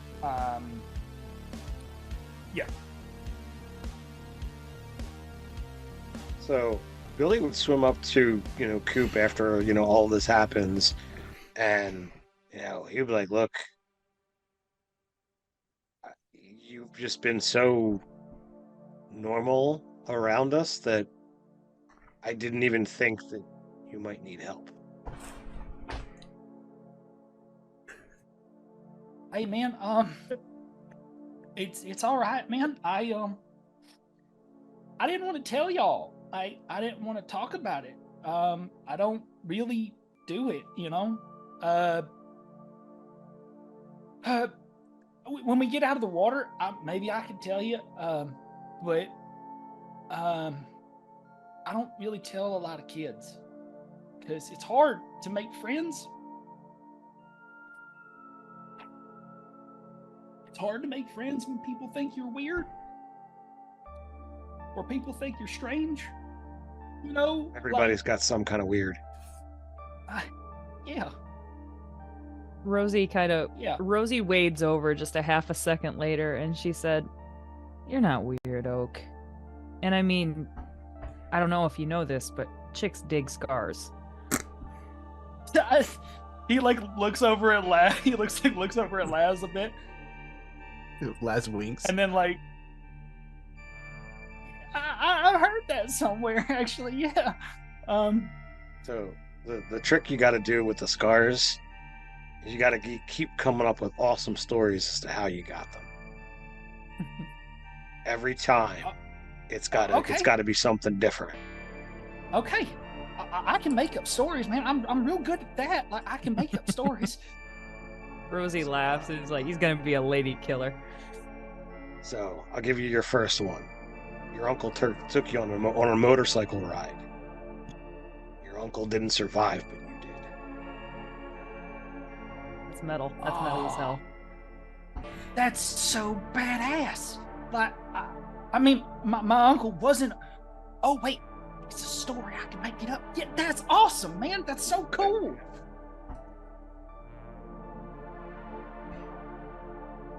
And Rosie just kind of like ducks below the surface, like, this is so nice. This was a good idea. As you duck below the surface, Rosie. Why? Fucking. Just kidding. I see you. Burn. did. I'm Drizzle just butter. kidding. I'm not. I just wanted to see what you would do. As I you think do, Rosie only should roll thing on the you've done in a- table. Oh. Oh. I will. Oh. Okay, I will. All right, hold on I'm one more than second. happy to Hold roll on. Let on me the goddamn table. let me Thank you account to for this, and I have the D100 mystery grab bag table ready to go. Okay, here it comes. Oh, shoot. You're welcome. Thanks. 77. Ooh, getting a little up into the higher numbers there. I'm in the pink section of the chart. Okay. Not red. I need you to roll a D100, please. I just a double down. did. I just did though. Double Fine. down. No. 18. Okay. So that was one of my new severity D100s. So this particular thing has a severity number tied to it. So, We are going to resolve this in this session, but it's not going to be right now. Rosie's having the best day ever. It's beautiful. We're in the Best lake. day ever. We're in the Great. best. You guys are all splashing, and it's like all slow motion and splashing. And you look over at the edge of the water, and Coop splitting a payday with Templeton. I imagine Rosie did bring like a pair of baseball gloves, and so if anybody like wants to play catch, like we can even stand like Michigan kids we stand like half like waist deep in the water and throw a football, and like it's the best. So I would Billy would throw out there, and we can jump past this, but in order to try and help Oak get a little bit more distracted from what's going on, Billy would ask, have him like, all right, what is the, how do you make the choice of, basically, get into D&D conversations? Because while Billy is tangential to it, he's heard other kids at Scouts play it, but he's never played, so like, he doesn't have any of that knowledge.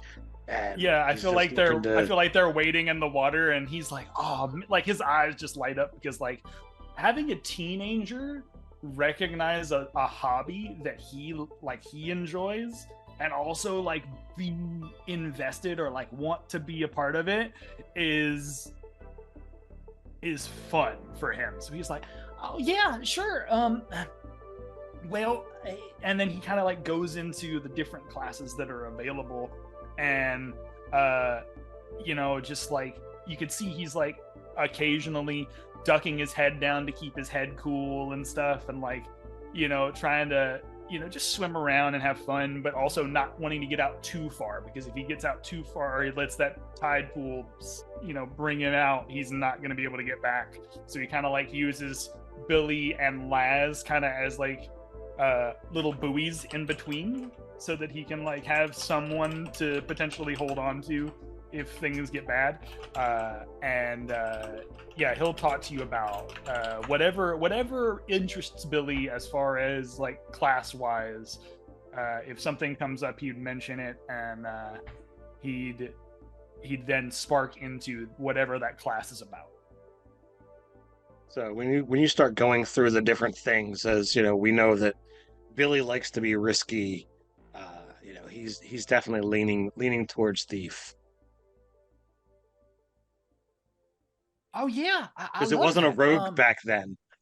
It wasn't a rogue back then. It was a thief. Yeah. Okay. Cool. I love it. Yeah. So he would definitely go into that and like talk to you about all the other, like all the options and stuff like that. He's still learning, but it definitely, Math Rocks is fun. So he's all about like, let's play with Math Rocks.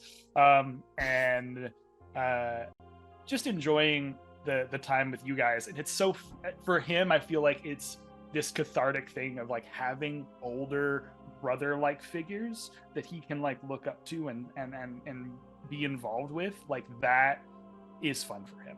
So he's just relishing this moment right now. Because he only has sisters. He only has sisters, right? Is that right? He does only have sisters. Okay. Yeah. So, that's sweet. Yeah. I think while Coop, or no, I'm sorry, I just did it. While Oak and yes! Okay, man. Look, the shorties do make the problems, so it's all good. While Oak and Billy are kind of talking about that, Laz, while not overly far from Oak, because he made the promise that he would help watch out for him, but at some point I think he kind of swims over closer to Rosie, and he kind of lowers his voice a little bit, and he says, "So I might be wrong, but it looked like maybe like while we were eating pizza and stuff, it kind of looked like you wanted to say something." Yeah. Yeah. I don't know. Maybe no, maybe I'm wrong. did. No, you're right. I just it was I didn't want to interrupt. I just wanted to. I don't really know how to say it. In the place, the processing thing, the place. Right. Yeah. When you came back, when I was, when that douchebag grabbed you. Yeah, that. You didn't have to do that, and yeah, I did. Well, thanks, I guess. Yeah, I mean, look, like we haven't known each other like real long or anything, and I know that we're not like really all that close or anything, but no, like hard no, not. But I mean, like I'm not gonna let that asshole just like put his hands on you like that. That's fuck that. And Rosie would nod, and she would then, for like the first time, it's like really hard for her, you can tell, like she looks you in the eye, and she would just be like, "Thank you, Laz." And I think like equally as uncomfortable is like him meeting your gaze and accepting that thank you, and it takes him a moment, and he's just kind of eventually just nods. And I'm sorry I called you a chicken shit. You're not a chicken shit. You're the opposite of a chicken shit. Yeah. Okay. Sure. No problem. And Rosie would kind of like wade away back kind of towards the others, and she would turn around and she would say, "Laz, if anything," and she would turn and she would look and she would just say, "That happens again, don't worry about me again." And she would go back towards the others without saying anything else. Yeah, he doesn't say anything to that.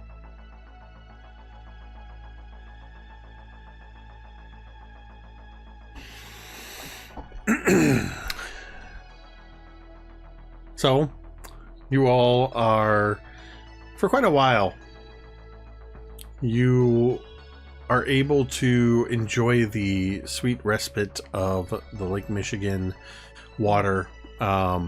You definitely noticed in those where it's like knee deep, it's almost like bath water because it's so warm.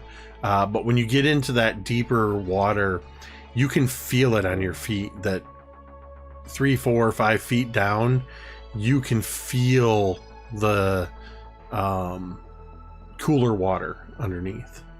But you definitely are able to enjoy quite a bit of time here, just splashing and having fun, and Oak enjoying the freedom that the water and the buoyancy affords, and having some of these different conversations. And I keep challenging Billy to like feats of Michigan strength, like fucking how long can you hold your breath, how deep can you dive.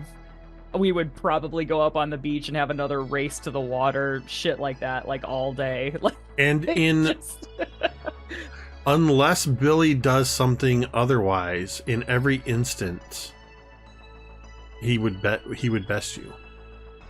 Of course. And you would, so if we're kind of separated at different times from everybody, you guys would hear Rosie say the F word a lot today. Loudly. Because voices carry on the water. Billy is, he's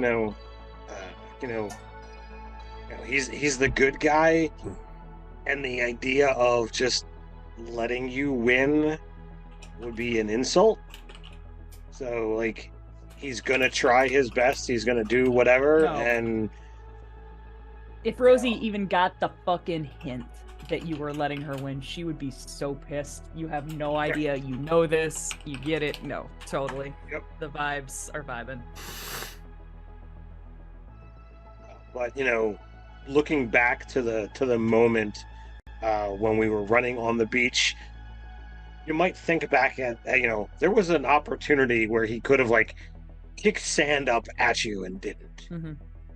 Mm. And that those who run on the beach, that is always a typical thing that can happen. 100%.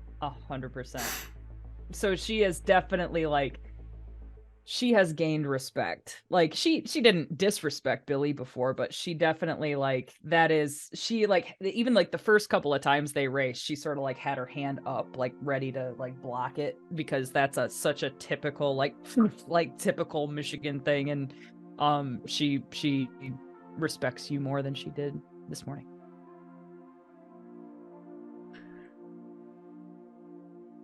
I need everybody to roll the D100, please. Everybody. You're all rolling on the table. Just kidding. All at once. That's expensive. Holy crap. What the fuck, Ken? 16. That's perfect. Okay. That's perfect. 16, Ted and I 16, both got 16 for everybody watching at home. 84, 93, 38. Ooh. Laz has the highest number there. Yeah. Yikes. As you all are enjoying your fun-filled, non-bird exploding day at the beach, Laz, you feel something like just bump against your leg. Nope. Nope. Immediately, Tamiko and Carrie are noping out of here. It's just a light, just a real light, just a thump. That doesn't help. Laz is gonna try to reach down and grab it. As you reach down, you see the sort of white and silver of a fish. It does not swim away, because as you reach down to it, you see this fish bump against your leg and rise to the top, dead. Oh, God. And then we cut to a sort of a wider shot as all around all of you, you see fish rising to the surface.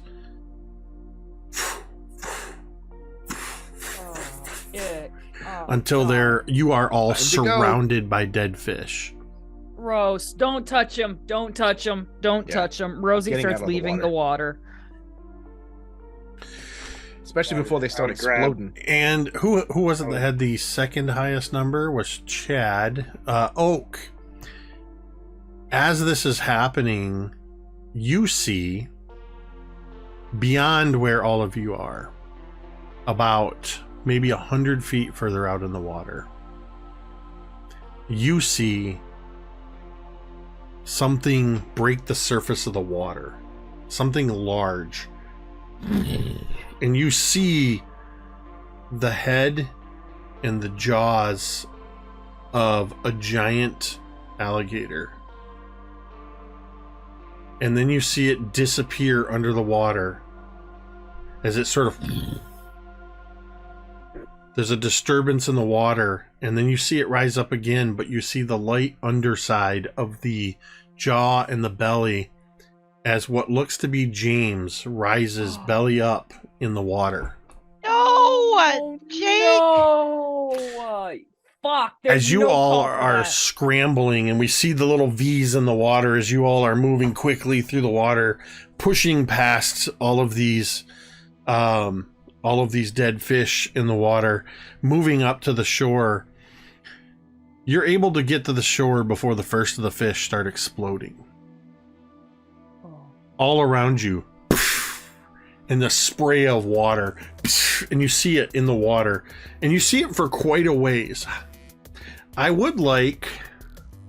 Who had the third highest number? Anybody but me and Ted, Coop. whoever has... That was Coop.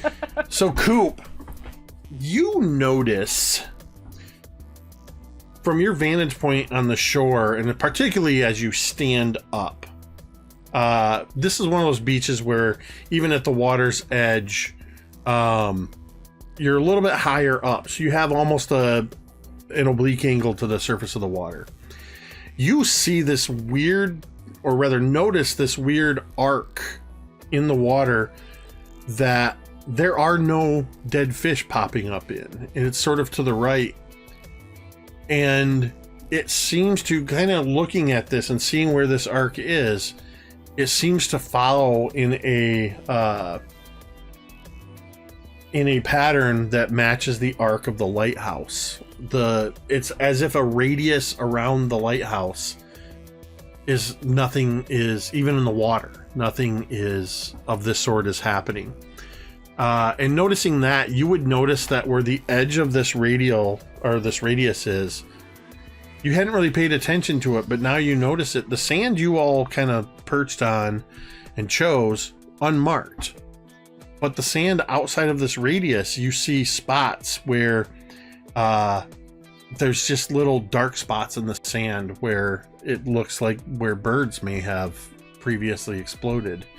But there is about 100 feet radius around this lighthouse where none of this is happening.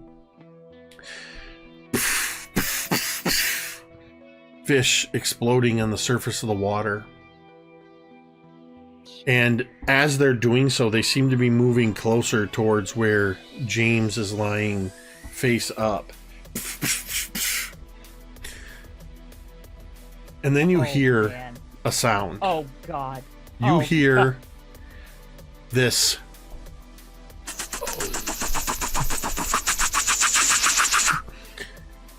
As behind you and from the sort of the northeast over South Bear Lake, you see a helicopter. It's only about 100 or so feet up in the air, flying towards the beach. And as it comes in,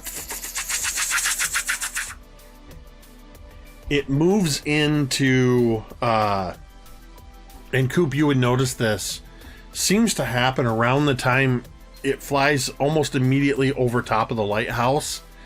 And you hear something in the helicopter go,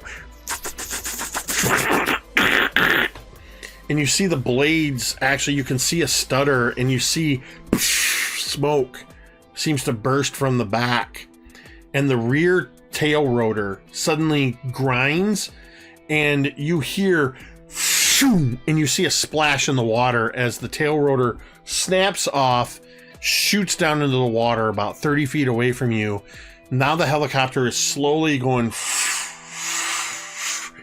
and comes down. Go. It comes down onto the beach, landing heavily, and you see sand get as it's twisting as it lands, as sand just goes. This thing lands like 100 feet away from you all. Oh, man. And as it does so, it tilts to the side, and you see the blades go into the sand, you hear metal ripping, and one of the blades breaks off, and you hear overhead, maybe about 15 feet, you hear this whoosh, and you hear a crash sound in the parking lot behind you as this piece of rotor eviscerates a station wagon in the parking lot that was parked there. As the mechanical sound winds down and you all are standing there in shocked awe, you hear in the distance the sudden as the police sirens are approaching. That is where we are going to end tonight's session.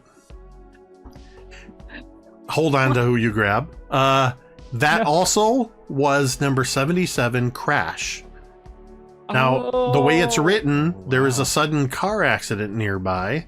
I changed it to helicopter accident. And that's perfect. You rolled an 18 on the severity die, so that was everybody's alive. That was a not bad helicopter crash.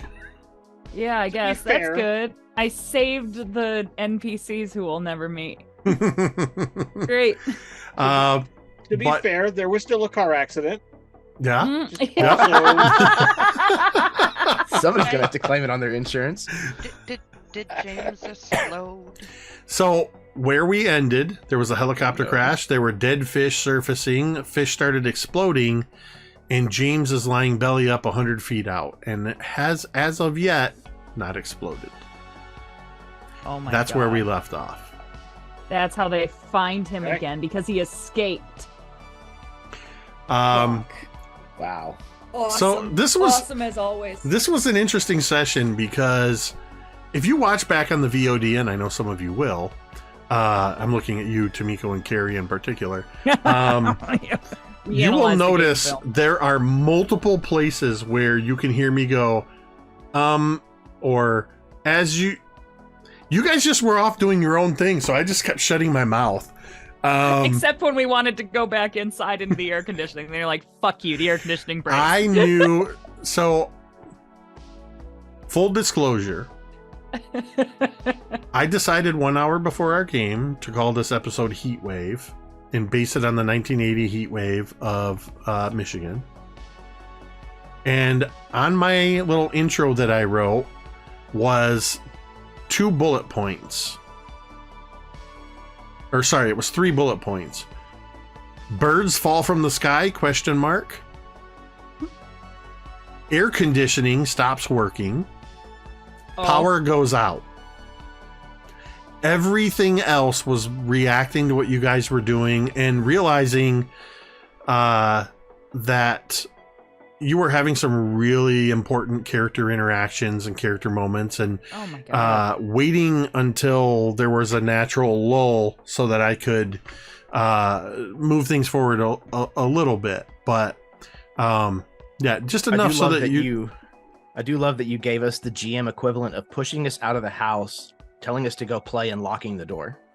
Yeah. Yep. Come back when the streetlights It's are the on. 1980s. You're not Yep. So somebody once said about that meme that always goes about that was I think I saw this on TikTok. You know, they're like, you guys always say you drank from the garden hose and nothing happened to you.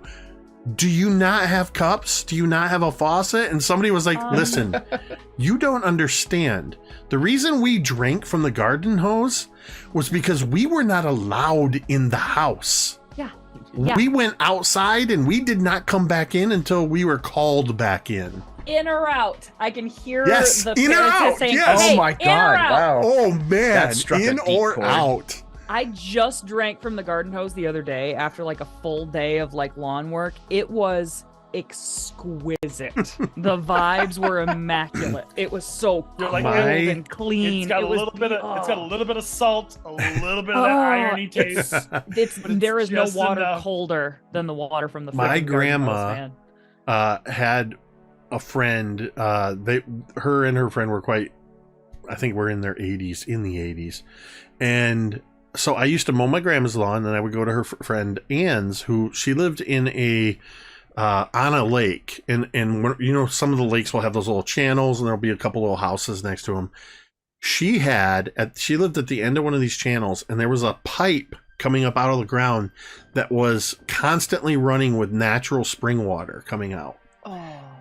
There was nothing like spending 45 minutes to an hour mowing the lawn, then going over and getting fresh, ice cold water out of a spring from this pipe. Oh man. Yeah, I mean, you said in or out, and in my head, I heard that sound of we had one of those classic old metal screen doors where you could hear that sound of the spring stretching open and then slamming shut. And if it did that more than 3 times in rapid succession, that's when we would hear in or out. Yes. Pat, pat, pat. So thank you all for a wonderful game. Some excellent character interactions, and I think Chad successfully made at least 3 or 4 of us cry with a very real and tender moment. I fucking cried. That was really nice, Chad. Beautiful. Win the award.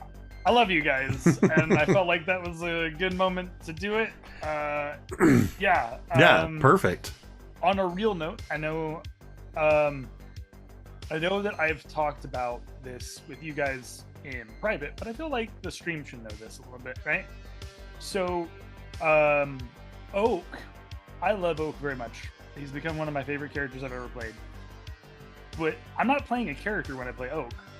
A lot of the references you're hearing and a lot of the things that I talk about, the things that